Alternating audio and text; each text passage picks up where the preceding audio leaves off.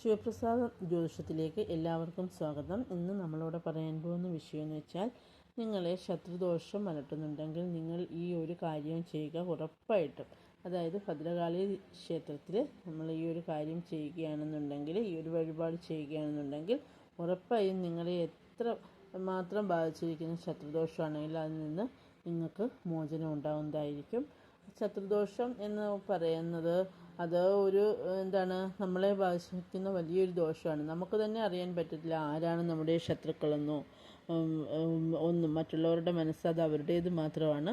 അപ്പോൾ ചിലപ്പോൾ നമ്മളോട് കൂടെ സ്നേഹമായിട്ട് നിൽക്കുന്നവരായിരിക്കും, ചിലപ്പോൾ ശത്രുഭാവത്തിൽ തന്നെ നിൽക്കുന്നവരായിരിക്കും, ചിലപ്പോൾ നൈബേഴ്സ് ആയിരിക്കും. ഒന്നും നമുക്ക് പ്രെഡിക്റ്റ് ചെയ്യാൻ പറ്റത്തില്ല, അത് അവരുടെ കാര്യമാണ്.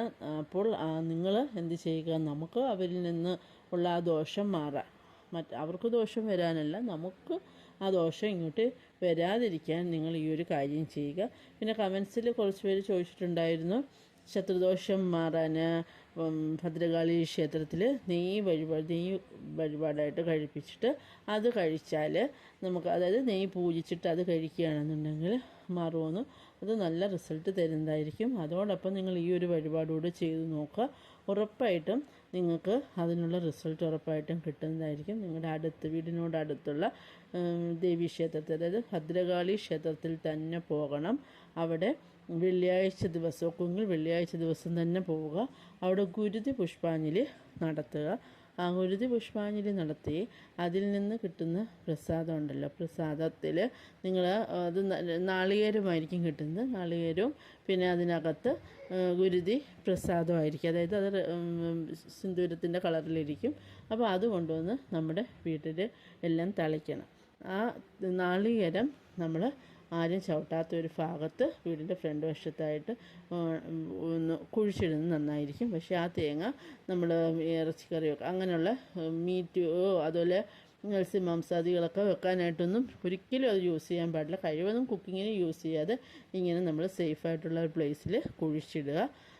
പിന്നീട് ഇത് എല്ലാ മാസവും ഒരു 5 മാസം നിങ്ങൾ അടുക്ക ചെയ്ത് നോക്കുക. നിങ്ങളെ ബാധിച്ചിരിക്കുന്ന എത്ര വലിയ ശത്രുദോഷം നിങ്ങളെ ബാധിച്ചിട്ടുണ്ടോ അതൊക്കെ നിങ്ങളിൽ നിന്ന് വിട്ടുപോകുമെന്ന് വെച്ചാൽ അവർക്ക് ദോഷമല്ല, അവർക്ക് അങ്ങനെ ചെയ്യാതിരിക്കാനുള്ള ഒരു മൈൻഡ് അവരിൽ വന്നു ചേരുന്നതായിരിക്കും. അതായത് അവരെന്തിനാണോ നിങ്ങളോട് ശത്രുത കാണിക്കുന്നത് ആ ഒരു ഭാവം ഇല്ലാതായി മാറും. ചിലപ്പോൾ നിങ്ങൾക്ക് അവരെ കയ്യിലും കാശോ പവറോ ഒക്കെ കൂടുതൽ കാണും, ചിലപ്പോൾ അതൊക്കെ മറ്റുള്ളവരുടെ കാര്യം നമുക്ക് പറയാൻ പറ്റത്തില്ല. അതുകൊണ്ട് തന്നെ നിങ്ങൾ ഈ ഒരു ക്രിയ ചെയ്യുക, ഉറപ്പായിട്ട് നിങ്ങൾക്കതിൻ്റെ റിസൾട്ട് ഉണ്ടാകുന്നതായിരിക്കും. അതുപോലെ തന്നെ മറ്റൊരു കാര്യമെന്ന് വെച്ച് കഴിഞ്ഞാൽ, ഭദ്രകാളി ക്ഷേത്രത്തിൽ പോകുമ്പോൾ നിങ്ങൾ ശത്രു സംഹാര പൂജ, അങ്ങനൊരു പൂജയും കൂടെ നടത്തുക. അതുപോലെ ഒക്കുന്നവർ വെള്ളിയാഴ്ച ദിവസങ്ങളിൽ ദേവിയുടെ മൂലമന്ത്രം ജപിക്കുന്നത് വളരെ ഉത്തമമാണ്. ഈ ഒരു ദോഷം ബാധിച്ചേക്കുന്നവർ. അപ്പം നമുക്ക് ഇപ്പം നമുക്ക് സംശയം തോന്നുന്നു, എങ്ങനെയാണ് നമുക്ക് ശത്രുദോഷമുണ്ട് എന്നൊക്കെ തിരിച്ചറിയാൻ പറ്റുക എന്ന് മറ്റുള്ളവർക്ക് സംശയം തോന്നും. അപ്പോൾ ഓരോരുത്തർക്കും അങ്ങനെ സംശയം വരും, എങ്ങനെ നമുക്ക് തിരിച്ചറിയാൻ പറ്റും?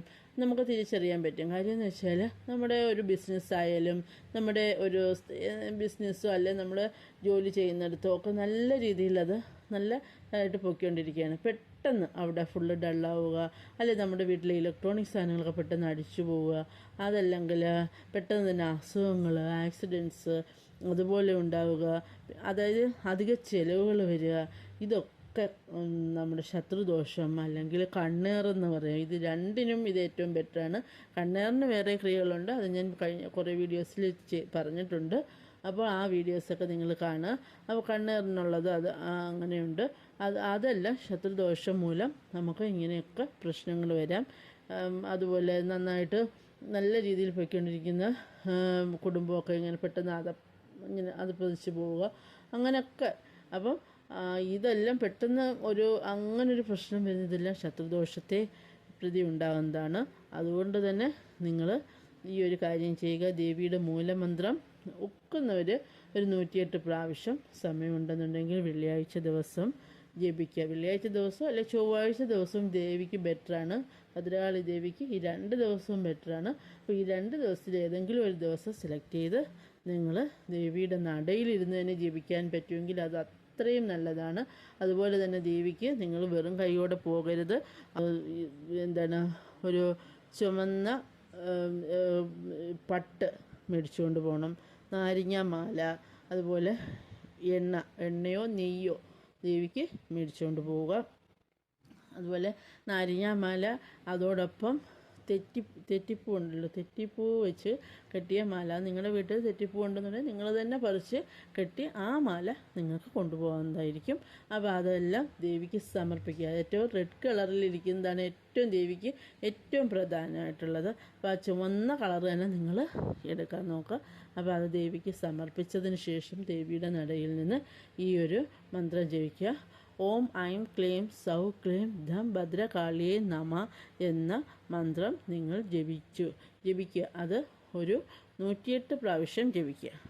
ഓം ഐം ക്ലീം സൗ ക്ലീം ധം ഭദ്രകാളിയെ നമ എന്ന മന്ത്രം നിങ്ങളങ്ങനെ 108 പ്രാവശ്യം ജപിക്കുക.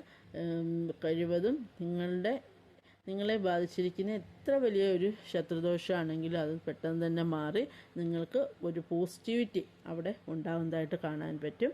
അപ്പോൾ എല്ലാവരും എല്ലാ ഐശ്വര്യങ്ങളും ഉണ്ടാവട്ടെ എന്ന് ആശംസിക്കുന്നു.